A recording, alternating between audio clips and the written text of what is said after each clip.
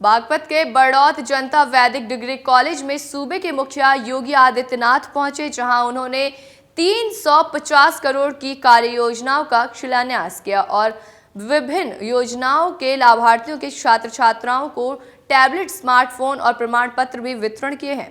इस दौरान सीएम योगी आदित्यनाथ ने चीनी मिल के विस्तारीकरण, बहन बेटियों के जीवन से खिलवाड़ और प्रदेश में बढ़ रहे माफियाओं के खात्मे को लेकर कहा कि बेटियों की सुरक्षा के साथ किसी उच्चक्के को खिलवाड़ करने की छूट नहीं दी जाएगी, क्योंकि यही हमारी सरकार की प्राथमिकता है। किसी बहन की इज्जत के साथ खिलवाड़ करने की छूट नहीं दी जाएगी और जो खिलवाड़ करेगा उसे उसकी कीमत भी चुकानी पड़ेगी।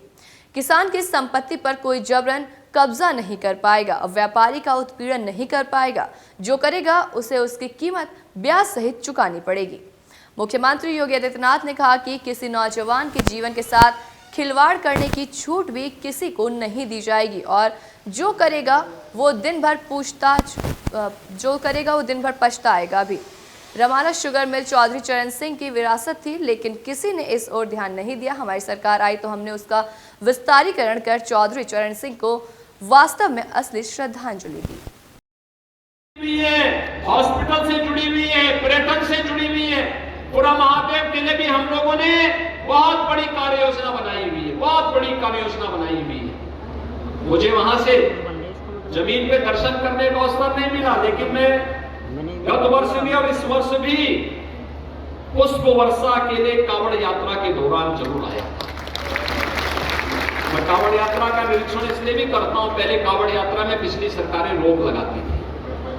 हमने कहा भी कांवड़ यात्रा रुकेगी नहीं, कांवड़ यात्रा को तो हम चलने देंगे। पता नहीं भगवान शंकर किस रूप में कहां पे मिलते हैं, और इसीलिए भाइयों बहनों इस पूरी यात्रा को हम पूरे उत्साह के साथ आगे बढ़ाते हैं। भारत तो पर्व उत्सव का देश है, इसमें बैन कैसा, प्रतिबंध कैसा, हाँ अनुशासन के साथ हम इन पर्व और त्योहारों की मर्यादा का पालन करते हुए कार्य करेंगे और उसी परंपरा का निर्माण करने के लिए आज मैं बड़ौत में आया हूं। भाइयों बहनों, बागपत के आप सभी नागरिकों का मैं आह्वान करूंगा, हम सब सुरक्षा और समृद्धि के एक नए युग में प्रवेश कर चुके हैं और इसमें हमें मजबूती के साथ डबल इंजन की सरकार के कार्यक्रमों के साथ जुड़ करके आगे बढ़ना होगा। अगर हम सब इन कार्यक्रमों के साथ आगे बढ़ जाते हैं तो इसका परिणाम हम सबको प्राप्त होगा। आज के अवसरों को भी तो आगे बढ़ने का अवसर मिलना चाहिए और उत्तर प्रदेश में हम लोगों ने पिछले एक वर्ष में 500 खिलाड़ियों को उत्तर प्रदेश पुलिस में नौकरी दी है। 500 खिलाड़ियों को इन्होंने अलग अलग प्रतियोगिताओं में मेडल जीते थे और आज प्रदेश सरकार तेजी के साथ उन्हें आगे बढ़ाने का कार्य कर रही है और इसीलिए आज यहां पर खेल कूद की गतिविधियों को आगे बढ़ाने के लिए विश्वविद्यालय बन जाएगा तो यहां पर खेल कूद के लिए तमाम सुविधाएं अपने आप बढ़ जाएंगी। नई डिजिटल लाइब्रेरी बनेगी, नए भवन बनेंगे, नया इंफ्रास्ट्रक्चर आएगा, नए सिरे से संभावनाएं आगे बढ़ेंगी, नए नए पाठ्यक्रम के साथ युवाओं को जुड़ने का अवसर मिलेगा।